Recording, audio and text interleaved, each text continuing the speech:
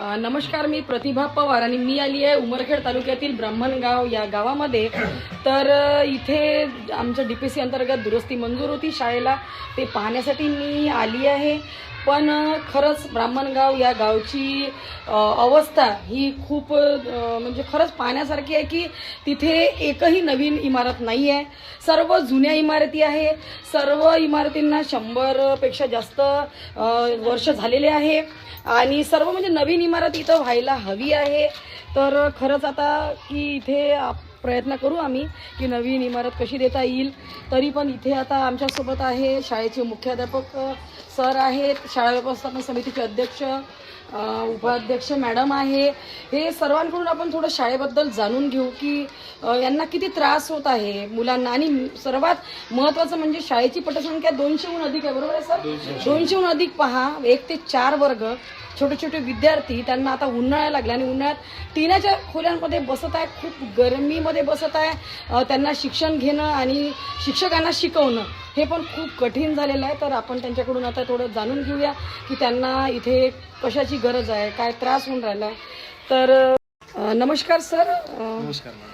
आपण मुख्याध्यापक आहे इथे? हो, मी मुख्याध्यापक श्री परमेश्वर बिरादा ओके. या शाळेवरती मुख्याध्यापक म्हणून कार्यरत आहे. हो.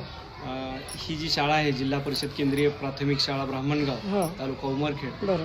या शाळेची जी इमारत आहे ही इमारत साधारणतः 100 ते 125 वर्ष पूर्वीची आहे. बापरे. शाळेची स्थापना 1924ची आहे. अच्छा. तेव्हापासून इथं नव्यानं कोणती इमारत तयार झालेली नाही. या इमारती साधारणतः 1924 ते 1950 या कालावधीमध्ये बांधलेल्या आहेत आणि अशा अवस्थेत आहेत की त्या जीर्ण आहेत आणि पूर्ण कच्च्या विटा आणि कच्च्या मातीमध्ये बांधलेल्या या इमारती असून इमारतीला जागोजागी तडे पण गेलेले आहेत आणि इथले वरचे तीन पत्रे एकदम कालावधी जास्त झाल्यामुळे खराब झालेले आहेत. तर त्याच्या उष्णतेचा आणि इथल्या सगळ्या जीर्ण झालेल्या इमारतीचा या ठिकाणी आम्हाला त्रास होतो आहे. नक्कीच आम्हाला एक नवीन इमारत खूप आवश्यक आहे. या ठिकाणी आम्हाला जर मॉडेल स्कूल दिलं तर अजून खूप आपण नक्की प्रयत्न करू सर. इथे ब्राह्मणगावला देण्यासाठी नक्की खरंच आपण प्रयत्न केला पाहिजे. इतक्या सुंदर शाळेमध्ये जर इमारत नवीन झाली तर याचा सगळ्यांना उपयोग होईल, मुलांना शिक्षण चांगलं घेता येईल. आपल्यासोबत आहे शाळेच्या उपाध्यक्ष आणि शाळा समितीचे अध्यक्ष.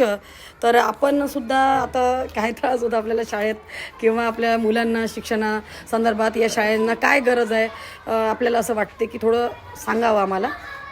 नमस्कार, मी शाळा समितीची उपाध्यक्ष. तर या शाळेमध्ये नाही का बरेचसे वर्ष झाले, म्हणजे 100 वर्ष सरांनी सांगितलं तसं खूप वर्ष झालेले आहे आणि वर्ग फार कमी आहे इथं.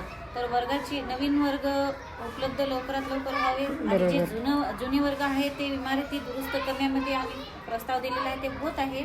पण आम्हाला नवीन इमारतीची गरज होती, पण वर्ग कमी असल्यामुळे ॲडजस्ट झालं नाही की आम्हाला नवीन इमारतीचं लवकरात लवकर काम करून द्यावं म्हणून. आणि मुलांना इथं कसं खूप दिवस झाल्यामुळे मुलांना खूप त्रास होत आहे. तरी पण इथं सर्व शिक्षकवृंद वर्गामध्ये जसं झालं तसं ॲडजस्ट करत आहे.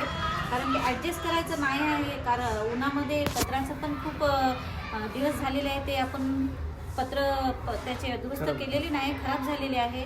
नवीन पत्राची म्हणजे आवश्यकता आहे इथं. आणि मुलांना कसं आता उन्हाळ्यामध्ये जितका त्रास होतो तितका पावसाळ्यामध्ये सुद्धा आहे. कारण की प्रत्येक वर्गामध्ये कुठं ना कुठं पाण्याची ठिंब गळत आहे आणि त्या ओलीमध्ये ती मुलं शिकत आहेत, बसत आहे आणि शिक्षक लोक सुद्धा ऍडजस्ट करत आहेत आणि मुलं सुद्धा करत आहेत. तर हे नाही थांबलं पाहिजे आता. नाही, बिलकुल आपण नक्की प्रयत्न करू. आणि अजून पुन्हा आपल्यासोबत नमस्कार सर, आपल्यासोबत आहे शाळा व्यवस्थापन समिती अध्यक्ष. आपण सुद्धा आपले मत थोडं शाळेबद्दल मांडावे. नमस्कार मॅडम, मी नंदकिशोर पेंटेवाड, शाळा व्यवस्थापन समितीचा यावर्षी अध्यक्ष. मागच्या 100 वर्षापासून या इमारतीचं काम झालेलं आहे. 100 वर्षापेक्षा जास्त झालं. वारंवार आम्ही बऱ्याच वेळेस डिमांड केली इमारतीची, पण आजपर्यंत इमारत काय आली नाही आणि दुरुस्ती यानं काही होणार नाही. या समजून घेऊन आम्हाला नवीन इमारत द्यावी. अक्षरशः उन्हाळ्यापेक्षा पावसाळ्यामध्ये आम्हाला पूर्व टायमाच्या अगोदर वर्ग सोडून द्यावं लागतात. कारण इतकं पावसामुळे लेकरांच्या वातावरणात भीती वाटते आणि कधी कधी तर एक वर्ग आम्ही 4 वर्ग एका वर्गात बसवतो. आणि वेळ प्रसंग पाहून शाळेला सरला मी सांगत असतो की सर आता शाळा सोडून द्या. नाही नाही बरोबर आहे ना, मुलांना एवढं त्रास आम्हाला होत असेल. हा, नाही नाही कारण आमच्यावर सुद्धा दबाव राहते, पुन्हा गावकऱ्याचा दबाव येते. बरोबर. आणि इमारत पाहिली तर तुम्ही आता पाहतच इमारत आहे. नेमकी सगळी डेड बॉडी आहे समजा. हो ना. नाही तर नवीन इमारत आम्हाला लवकरात देण्यात यावी एवढी विनंती शासन दरबारी करतो. बिलकुल. पहा, आपण सर्वांची आता इथे मत घेतले. शाळा व्यवस्थापन समिती, मुख्याध्यापक, शिक्षक वृंद सर्व इथे आहे. आणि खरंच यांची सर्वांचे आपण मत घेतल्यानंतर आपल्याला लक्षात आलं, आणि स्वतः पण मी ॲज अ इंजिनियर म्हणून बघितलं आहे, तर खरंच या शाळेला नवीन इमारतीची गरज आहे. तर सर्वांना असे आश्वासन देते की आपण शासनाला विनंती करूया आणि तुमची शाळा या ब्राह्मणगाव उमरखेड तालुक्यातील शाळा एक आदर्श शाळा बनेल. आपण हे नक्की प्रयत्न करूया. धन्यवाद. ब्राह्मणगावला शिक्षण